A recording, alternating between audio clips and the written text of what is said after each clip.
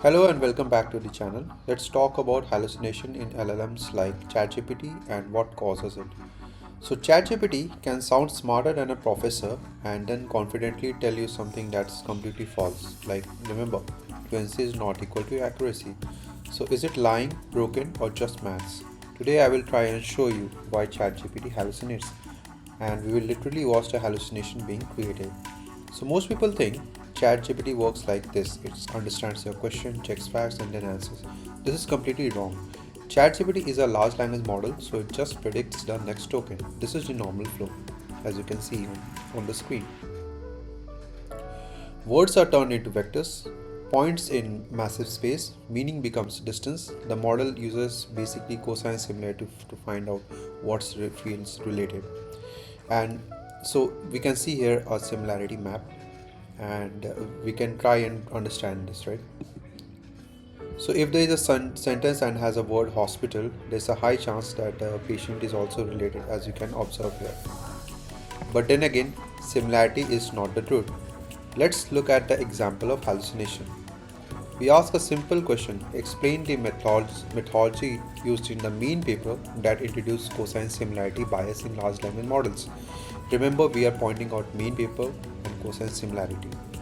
You can see the answer here. I will try and just zoom in here. This answer is derived from the model of O3 that was introduced back in 2023 or something like this from OpenAI. Now, if you understand the answer, you can see that it's pretty well written. The methodology described is real, but then again, it has never appeared in a unified pipeline or in any one paper, right? So what kind of hallucination is this? If you look at it, it looks rigorous, mathematically sound, literature aware, but but no single main paper exists. That's one of the main points, right? No canonical structures is introduced in this pipeline. No unified original study is introduced.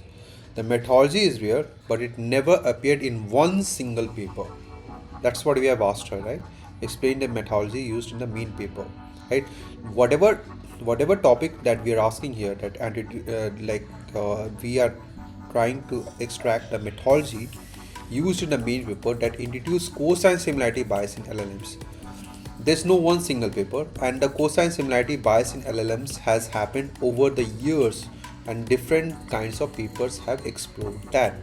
But ChatGPT, or the model that we have used here, O3, tries to say that okay, this has occurred in this one paper singularly, right? That's there is a hallucination. Now, now comes the most important part. Like, let's try and open the black box and understand that where this hallucination actually occurred, right? The first step is basically tokenization. This prompt we try and tokenize it. Now, ChatGPT doesn't seize the intent; it sees embedding inputs, right? The second step is tokens to embedding clusters, right?